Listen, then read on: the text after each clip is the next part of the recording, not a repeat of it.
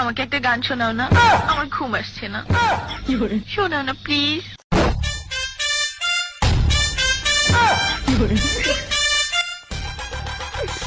তুমি আমার কাছ থেকে গান শুনবা? জান, তোমার ঘুম আসতেছে না, তো তুমি আমার কাছ থেকে গান শুনবা, ভালো কথা। গানটা শুনে তাস করে মুইতে ঘুমায়া পড়বা, বুঝছো?